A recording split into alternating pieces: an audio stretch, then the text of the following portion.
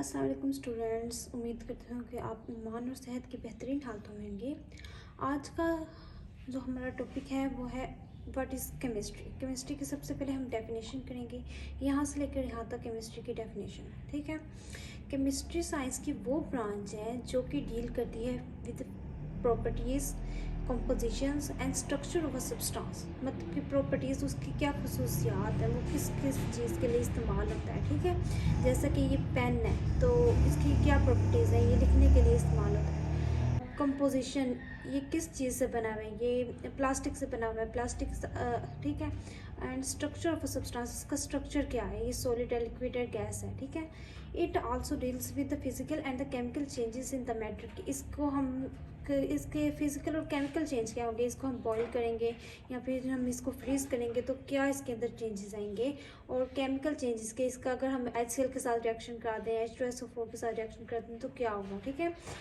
And the laws और principal which governs these changes, और कौन कौन से लॉज और प्रिंसिपल्स को ये फॉलो करता है। ठीक है।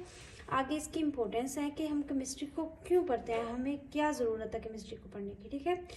कहना है कि अगर हमें किसी चीज़ की कंपोजिशन पता चल जाए, डिटर्मिनेशन ऑफ कंपोजिशन क्या रिप्रेजेंट करती है, finding out percentage of element and compounds in a sample of matter, कि अगर आपको कोई भी चीज़ दे दी हुई है, कोई भी अगर आपको कोई भी आपको मेडिसिन दे दी है, या फिर आपको कोई भी कॉस्मेटिक की चीज़, किसी भी किस्म की कोई भी सैंपल आपको दे दिया है, तो आप अगर उसकी कंपोजिशन को पता कर लें तो आपको पता चल जाएगा उसके अंदर कौन कौन से एलिमेंट्स हैं, कार्बन है, हाइड्रोजन है, और कौन कौन से कंपाउंड्स है उसके अंदर। ठीक है। स्ट्रक्चर, आगे ये देखिए कंपोजिशन के बारे में उन्होंने बता दिया है कि कंपोजिशन जब हम डिटरमाइन कर लेते हैं तो उससे हमें एलिमेंट्स और कंपाउंड्स के बारे में पता चल जाता है कि इसके अंदर कौन सा है। इसके बाद स्ट्रक्चर के बारे में बताया हुआ है कि जब हम स्ट्रक्चर किसी चीज़ का मालूम कर लेते हैं तो उसका क्या मतलब होता है कि arrangement of items in matter, कि इसकी इस जो चीज़ है, जैसे मैंने पेन की एग्जांपल दी है आपको, तो ये पेन है, इसके अंदर जो एटम्स है वो किस तरीके से अरेंज हुए हुए हैं। ठीक है ना। अब एटम्स जो है वो बहुत छोटी चीज़ है, बहुत ही ज़्यादा छोटी चीज़ है। इलेक्ट्रॉन्स, प्रोटॉन्स और न्यूट्रॉन्स से मिल के एक एटम बनता है, वो हम अपनी नेक डाई से नहीं देख सकते। ठीक है। तो उनकी जो है ना वो हम देखते हैं कि किस तरीके से वो अरेंज हुए हैं। ठीक है। अब वो कह रहे हैं कि फिजिकल और केमिकल चेंजेस, यहाँ पर उन्होंने बताया ना फिजिकल एंड केमिकल चेंजेस भी हम देखते हैं केमिस्ट्री के अंदर, तो उसकी उन्होंने एक्सप्लेनेशन दी है कि फिजिकल एंड केमिकल चेंजेस में be brought about by absorption और एवेल्युएशन ऑफ एनर्जी। तो क्या कह रहे हैं कि जो फिजिकल और केमिकल चेंजेस है वो किस तरीके से होती हैं, या फिर एनर्जी एब्जॉर्ब होती है, हीट हम करते हैं तो वो एनर्जी एब्जॉर्ब कर लेते हैं या फिर इवॉल्व करती हैं। ठीक है ना। जब वो कोई चीज़ ठंडी हो रही है तो एनर्जी इवॉल्व होती है। ठीक है। यहाँ तक आपको समझ आ गई है। ठीक है। आगे अब हम क्या ब्रांचेस ऑफ केमिस्ट्री के बारे में पढ़ते हैं कि अब केमिस्ट्री एक बहुत ज़्यादा कॉम्प्लेक्स और बहुत ज़्यादा वाइड जो है ना वो ब्रांच है। तो इसको हम साइंस की एक ब्रांच है ना केमिस्ट्री, तो केमिस्ट्री को भी हम फर्दर इसकी सब ब्रांचेस के अंदर डिवाइड करते हैं ताकि जो साइंटिस्ट्स हैं उनको इसको स्टडी करने में आसानी हो जाए। ठीक है। तो फर्स्ट जो हमारे पास है ब्रांच वो क्या है, फिजिकल केमिस्ट्री। ठीक है। ये जो ब्रांच है वो हमें बताती है कि जो कोई सब्सटेंस है वो कैसे बिहेव करता है एटॉमिक एंड मॉलिक्यूलर लेवल। ठीक है। एटम्स और मॉलिक्यूल्स के फॉर्म में जब वो होता है तो किस तरह बिहेव करता है। ठीक है। ये हमें it provides clear explanation as how fundamental physical laws governs our world cause atoms and molecules to show specific characteristics and in return react to give huge structures and related structures related to life. ये हमें बताता है कि कैसे fundamental physical laws जो है ना वो एटम्स और मॉलिक्यूल्स को स्पेसिफिक कैरेक्टरिस्टिक्स शो करने में मदद देते हैं और साथ में उनके स्ट्रक्चर्स के बारे में भी हमें बताते हैं। ठीक है। अब वो बताने हैं कि जो फिजिकल केमिस्ट्री है ना, यहाँ पर आप लिख सकते हो स्कोप ऑफ फिजिकल केमिस्ट्री। ठीक है। स्कोप ऑफ फिजिकल केमिस्ट्री मतलब कि इंपॉर्टेंस होगी, कुछ भी क्वेश्चन आपको आ सकता है पेपर्स में, स्कोप ऑफ फिजिकल केमिस्ट्री या फिर इंपॉर्टेंस ऑफ फिजिकल केमिस्ट्री या फिर यूजेस ऑफ फिजिकल केमिस्ट्री, कुछ भी आ सकता है। आपने इसका आंसर यहाँ से लिखना है। ठीक है। तो आपने क्या लिखना है कि physical chemistry is also used to predict and change the rates of reaction, कि वो जो केमिकल रिएक्शंस के रेट हैं उनको बताता है कि किस पेस से हो रहे हैं, वो फास्ट है कि स्लो है। And thus optimise a condition to carry out the reaction on industrial scale. और हम जब इंडस्ट्रियल स्केल में रिएक्शंस कर रहे होते हैं तो हमें बताता है कि उनकी कंडीशंस क्या होनी चाहिए, ठीक है, उसका टेम्परेचर क्या होना चाहिए, उसका प्रेशर क्या होना चाहिए, ठीक है। अगली हमारी ब्रांच है इनऑर्गेनिक केमिस्ट्री, ठीक है। It is a study of synthesis, composition, properties and structure of elements and compounds that contain little और नो कार्बन। मतलब कि ऐसे के एलिमेंट्स या कंपाउंड्स जिनके अंदर कार्बन प्रेजेंट नहीं है, उनकी सिंथेसिस, कंपोजिशन, प्रॉपर्टीज और स्ट्रक्चर को जो हम पढ़ते हैं वो इनऑर्गेनिक केमिस्ट्री कहलाती है, ठीक है। इनऑर्गेनिक केमिस्ट्री के अंदर हम किस किस चीज़ की इनऑर्गेनिक सब्सटेंसेस वो बता रहे हैं कि किस क्या क्या हो सकते हैं। वो कोई मेटल भी हो सकता है जैसे कि गोल्ड है, ठीक है, सिल्वर है, नॉन मेटल्स भी हो सकते हैं, और अ मिक्सचर ऑफ दीज, या इसके इन दोनों के मिक्सचर्स भी हो सकते हैं, या सॉल्ट्स हो सकते हैं, एसिड्स हो सकते हैं, बेसिस हो सकते हैं, ठीक है। इनऑर्गेनिक कंपाउंड्स आर यूज्ड, यहाँ पर ये देखें इसके भी यूजेस लिखे हुए हैं, ठीक है, यूज्ड एज फर्टिलाइज़र्स। हम यूरिया जो यूज़ करते हैं, कुछ भी फर्टिलाइजर्स हो सकते हैं, मेडिसिन हो सकते हैं, कैटलिस्ट्स हो सकते हैं, pigments, coatings and much more, ठीक है। आगे अब हमारे पास जो अगली ब्रांच है वह ऑर्गेनिक केमिस्ट्री है। इसमें हमने कहा था कि कार्बन को छोड़ के बाकी सब एलिमेंट्स और कंपाउंड्स की जो वो हम स्टडी करते हैं उनको इनऑर्गेनिक केमिस्ट्री कहते हैं।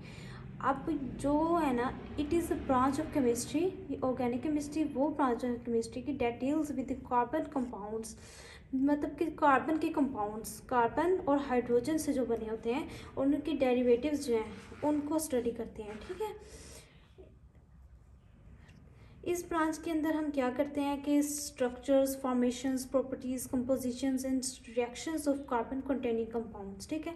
जैसे कि कार्बन कंटेनिंग कंपाउंड कुछ भी हो सकता है, मीथेन हो सकता है, इथेन हो सकता है, उनके डेरिवेटिव्स हो सकते हैं, अल्कोहल्स हो सकते हैं, एल्डिहाइड्स हो सकते हैं, कीटोन्स हो सकते हैं, ठीक है। इन सब की प्रॉपर्टीज़, इनकी सिंथेसिस, इनकी कंपोजिशन और केमिकल रिएक्शंस को हम पढ़ते हैं, ठीक है। Organic compounds are found in all form of life and also essential for life. वो कह रहे हैं कि ऑर्गेनिक कंपाउंड्स जो है ना वो ऑल फॉर्म ऑफ लाइफ के अंदर होते हैं, प्लांट्स के अंदर भी होती है, एनिमल्स के अंदर भी होती है, हमारी इवन हमारी जो पूरी बॉडी का स्ट्रक्चर है उसके अंदर 60% जो है वो कार्बन ही होता है, ठीक है। And are also essential for life, और ये जो है लाइफ के लिए बहुत ज़्यादा ज़रूरी है क्योंकि जितने भी ऑर्गेनाइज हैं उनका जो बेसिक स्ट्रक्चर है वो कार्बन से ही बना हुआ है, ठीक है। हमारी अगली जो ब्रांच है वो है इन्वायरमेंटल केमिस्ट्री। इन्वायरमेंटल केमिस्ट्री के नाम से ही जो जाहिर हो रहा है कि हमारे इन्वायरमेंट से रिलेटेड है, ठीक है। It is a scientific study of chemicals and biochemical phenomena that occur in our planet. हमारे प्लैनेट में जो भी केमिकल और बायोकेमिकल प्रोसेसेस होते हैं उसको हम इन्वायरमेंटल केमिस्ट्री के अंदर पढ़ते हैं, ठीक है। जैसे कि कोई भी जैसे कि ओजोन गैस है, क्लोरोफ्लोरोकार्बन्स है, अब कार्बन डाइऑक्साइड जो हम एमिट करते हैं ड्यूरिंग रेस्पिरेशन, ऑक्सीजन को हम कंज्यूम करते हैं, इन सब के जो सोर्सेज क्या हैं, रिएक्शंस क्या हैं और इफ़ेक्ट्स हैं, और इनकी जो आगे faith of chemical species in air के अंदर वो कैसे का बिहेव करेंगे, सॉइल के अंदर और वाटर के अंदर क्या होगा इनका, ठीक है। विदाउट दिस कहने कि इस ब्रांच के बगैर it would be impossible to study the effect of that human on the environment through the release of chemicals. कह रहे हैं कि इस ब्रांच ऑफ केमिस्ट्री के बगैर हमें ये इस बात का मालूम ही नहीं हो पाता कि जो ह्यूमंस के ऊपर इफ़ेक्ट्स हो रहे हैं डिफरेंट केमिकल रिएक्शंस के, जो ह्यूमन रिलीज़ कर रहा है या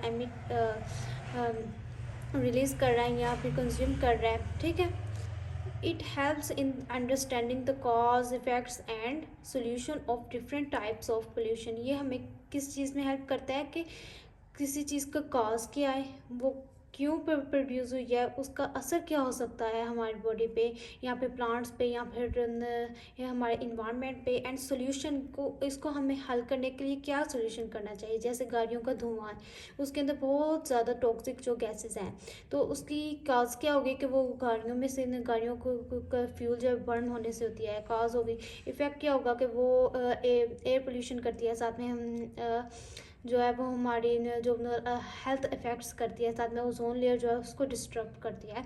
और साथ में इसका सोल्यूशन क्या है कि हम इसका सोल्यूशन करेंगे कि हम इलेक्ट्रिक जो बाइक्स या फिर कार्स हैं उसको इंट्रोड्यूस कराएंगे, ठीक है।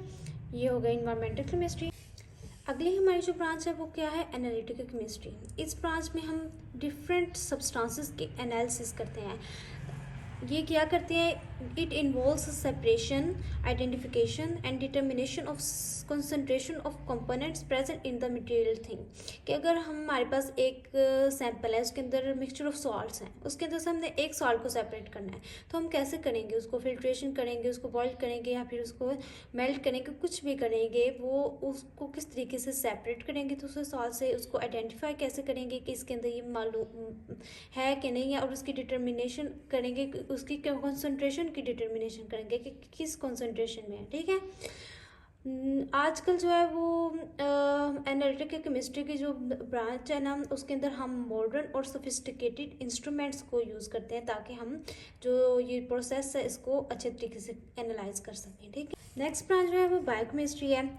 It is the branch of chemistry in which we understand life through chemical processes. कि हमारी लाइफ के अंदर कौन कौन से केमिकल प्रोसेसेस हो रहे हैं, जैसे कि रेस्पिरेशन, फोटोसिंथेसिस और भी बहुत ज़्यादा जो है हमारी बॉडी के अंदर केमिकल रिएक्शंस हो रहे हैं, और वो लाइफ के लिए बहुत बहुत बहुत ज़्यादा ज़रूरी होती हैं। और ऐसे की चीज़ें जो लाइफ को अंडरस्टैंड करती हैं थ्रू केमिकल प्रोसेसेस, उनको क्या कहते हैं, biochemistry. It is a study of chemical substances and vital processes occurring in living organism. कि हमारी बॉडी के अंदर कौन कौन से केमिकल सब्सटेंसेस, जैसे कि हमारा जो खाना है वो कैसे हजम होता है। ठीक है ना, हमारे जो मैदे के अंदर HCl है, पेप्सिनोजिन है, पेप्सिन है, वो केमिकल सब्सटेंस ही है। और इनके वाइटल प्रोसेसेस क्या हैं कि इनके बगैर हमारा जो फूड है वो डाइजेस्ट नहीं हो पाएगा। ठीक है, तो इनको हम पढ़ते हैं। Biochemistry provides insights into the structure and the function of molecules such as proteins, carbohydrates, lipids and nucleic acid. Biochemistry के ज़रिए हमें क्या होता है कि हम स्ट्रक्चर, फंक्शन ऑफ मॉलिक्यूल्स, जैसे कि प्रोटीन है हमारी बॉडी के अंदर, वो हम देखते हैं कि प्रोटीन्स हैं, इनके अंदर की इनका स्ट्रक्चर क्या है, प्रोटीन्स का स्ट्रक्चर क्या है, इनकी जो है डिफरेंट चीज़ों के साथ इनका रिएक्शन क्या हो सकता है, कार्बोहाइड्रेट्स हैं ये कैसे डाइजेस्ट होते हैं, लिपिड्स हैं, न्यूक्लिक एसिड्स हैं, न्यूक्लिक एसिड्स का स्ट्रक्चर जो है DNA, RNA, इन सब की चीज़ों को हम किसके अंदर पढ़ते हैं, बायोकेमिस्ट्री के अंदर। ठीक है, नेक्स्ट ब्रांच जो है हमारे पास है न्यूक्लियर केमिस्ट्री। न्यूक्लियर केमिस्ट्री के अंदर हम क्या एटॉमिक बॉम्ब्स और रेडियो एक्टिविटी ऐसे की चीज़ों को हम पढ़ते हैं। ठीक है, nuclear chemistry deals with the reaction taking place in the nucleus of an atom. के एक जो एटम है, एटम का न्यूक्लियस है, जैसे कि ये है, ये जो होता है ये न्यूक्लियस होता है। न्यूक्लियस के अंदर क्या क्या चीज़ें होती हैं, एक प्रोटॉन होता है और एक न्यूट्रॉन होता है। ठीक है, और इसके बाहर जो होते हैं ये ऑर्बिटल्स होते हैं, इसके अंदर इलेक्ट्रॉन्स जो होते हैं वो रिवॉल्व कर रहे होते हैं। ठीक है, तो जो रिएक्शंस इन द न्यूक्लियस, ये जो दरमियान वाला है इसके अंदर होते हैं, उनको जो हम पढ़ते हैं वो न्यूक्लियर केमिस्ट्री में पढ़ते हैं। It deals with the radio activity, nuclear process and transformations in the nuclei of the atoms. ठीक है, न्यूक्लियर प्रोसेसेस जो होते हैं, एटॉमिक बॉम्ब्स बनते हैं, हाइड्रोजन बॉम्ब्स बनते हैं, जो हिरोशिमा और नागासाकी के अंदर ऊपर फेंके गए थे जापान में। ठीक है, इनकी क्या डिस्ट्रक्शन होती है, इनकी वजह से क्या क्या ट्रांसफॉर्मेशंस होती हैं। ठीक है, nuclear chemistry has many applications in agriculture, medicine, इसकी एप्लीकेशंस आ गई। ठीक है, ये सब ब्रांचेस के अंदर आपने इनकी यूजेस, इनकी एप्लीकेशन, इनके स्कोप जो है वो ज़रूर आपने करने हैं। ठीक है, ये शॉर्ट क्वेश्चन आ सकता है पेपर में कि न्यूक्लियर केमिस्ट्री कहाँ कहाँ पे यूज़ होती है। एग्रीकल्चर में यूज़ होती है, मेडिसिन में यूज़ होती है, इंडस्ट्री में यूज़ होती है, रिसर्च वर्क में यूज़ होती है। ज़रूरी नहीं है कि इसके अंदर सिर्फ रेडियो वो एटॉमिक बॉम्ब्स वगैरह उन्हीं को पढ़ा जाए, ये यूज़फुल प्रोसेस के लिए भी होती है अगर। ठीक है, नेक्स्ट ब्रांच जो है वो पॉलीमर केमिस्ट्री है। ये हमारी पुरानी बुक में नहीं थी। ठीक है, न्यू बुक में इन्होंने इंट्रोड्यूस कराई है। ये पॉलीमर केमिस्ट्री के अंदर जो मोनोमर से मिलकर छोटी छोटी चीज़ों से, जैसे कि हमारा घर है वो ईंटों से मिलकर एक कमरा बनता है और कमरों से मिलकर हमारा पूरा घर बनता है, ऐसे ही जो सब चीज़ें हैं जो वो छोटे छोटे मोनोमर से मिलकर पॉलीमर्स में कन्वर्ट होते हैं। ठीक है, polymers are large molecules made by linking together a series of building blocks. ठीक है ना, जैसे कि हमारा प्रोटीन है जो वो अमाइनो एसिड से मिल कर बना हुआ है। ठीक है, ऐसे ही हम हमारे कोई भी चीज़ है, जैसे कि मैंने ये पेन की एग्जांपल दी है, ये जो है वो इथेन से मिलकर बना हुआ है। ठीक है ना, पॉलीथीन इसको कहते हैं ना, इसलिए इसको क्या कहते हैं, पॉलीथीन। जैसे कि मैंने आपको पेन की एग्जांपल दिया कि ये जो पेन है ये प्लास्टिक से मिलकर बना हुआ है, और प्लास्टिक का दूसरा नाम क्या होता है, पॉलीथीन बैग्स। तो ये पॉलीइथीन जो था ना, इथीन के पॉलीमर्स उनके साथ बना हुआ है, इसीलिए इसको पॉलीथीन कहते हैं। ठीक है। Polymers are large molecules made by linking together a series of building block. Polymers chemistry focus on the properties. क्या पॉलीमर केमिस्ट्री के अंदर हम पढ़ते हैं properties, structures and synthesis of polymers and macromolecules। Polymer chemistry के अंदर हम किस चीज़ पे फोकस करते हैं, properties, structures and synthesis of polymers and macromolecules. Many materials present in living organism include proteins. अब मैंने जैसे आपको एग्जांपल दिया, प्रोटीन्स जो है वो अमाइनो एसिड से मिलकर बना हुआ है। Cellulose and nucleic acids are natural living polymers. ठीक है। आगे जो है हमारे पास क्या है, जियोकेमिस्ट्री है। जियोकेमिस्ट्री भी एक बहुत ज़्यादा आगे हमारे पास क्या है, जियोकेमिस्ट्री है। जियोकेमिस्ट्री के अंदर हम अर्थ के रिलेटेड जो है ना, अर्थ से रिलेटेड स्टडी करते हैं। ठीक है। केमिकल रिएक्शन जो अर्थ में पाए जाते हैं। The study of chemical composition of earth and it's sources and minerals is called geochemistry.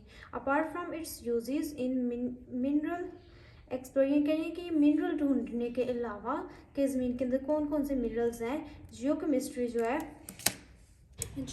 जो है वो आजकल मॉनिटरिंग, फॉरेस्ट्रिंग एंड मेडिसिन रिसर्चेस में भी यूज़ हो रही है। ठीक है। आगे हमारी जो ब्रांच है वो क्या है, medical chemistry. Medical chemistry medicine से रिलेटेड जो मेडिसिन की केमिस्ट्री, साइंसेस जो भी उसके जो है कंपोजिशन को जो डिटरमाइन करती है वो क्या होती है, मेडिसिनल केमिस्ट्री होती है। In this branch of chemistry the chemist tries to design and synthesis medicine और drugs which are beneficial for mankind. ठीक है। कि जो ह्यूमंस के लिए जो मेडिसिन और ड्रग्स यूज़फुल है उनको सिंथेसाइज करने के लिए जो ब्रांच होती है उसको मेडिसिनल केमिस्ट्री कहते हैं। ठीक है। It includes discovery, delivery, absorption and metabolism of drugs in the human body. ठीक है। क्या डिस्कवर, नई चीज़ें डिस्कवर करना, डिलीवर करना, बॉडी के अंदर कैसे डिलीवर करनी है, कि उसको एक मेडिसिन बनानी, एक टैबलेट्स बनानी है, या फिर उसको एज अ इंजेक्शन डिलीवर करना है बॉडी में, एब्जॉर्ब कैसे होती है हमारी बॉडी के अंदर, और इनका मेटाबॉलिज्म क्या है कि वो किस तरीके से जाकर हमारी बॉडी के साथ रिएक्ट होती है। ठीक है। वो हम पढ़ते हैं मेडिसिनल केमिस्ट्री। अगली ब्रांच जो है हमारे पास क्या है, एस्ट्रोकेमिस्ट्री है। एस्ट्रोकेमिस्ट्री के अंदर हम मॉलिक्यूल्स एंड आयंस जो कि स्पेस और इंटरस्टेलर स्पेस में होते हैं उनको हम स्टडी करते हैं। ठीक है। इस ब्रांच के अंदर हम क्या पढ़ते हैं कि अबंडेंस कितनी मकदार में है वो, उनके रिएक्शंस क्या हैं एटम्स एंड मॉलिक्यूल्स के यूनिवर्स के अंदर, और interaction of this species with radiations, और रेडिएशंस के साथ ये कैसे इंटरेक्ट करती हैं। ठीक है। दैट्स इट, आज के लिए इतना ही। Branches of chemistry 11 branches of chemistry हैं, इनको आपने अच्छे से लर्न करना है, और साथ में इनकी हेडिंग्स जो हैं वो बनानी है। इनकी क्या कि सबसे पहले आपने डेफिनेशन लिखनी है, और फिर उसके बाद आपने इसकी यूजेस लिखने हैं। ठीक है। हर ब्रांच के अंदर। अगर आपको ये वीडियो पसंद आई तो लाइक, शेयर और सब्सक्राइब ज़रूर कीजिएगा, और कमेंट सेक्शन में अपनी कीमती राय का इजहार ज़रूर कीजिएगा। अल्लाह हाफिज़।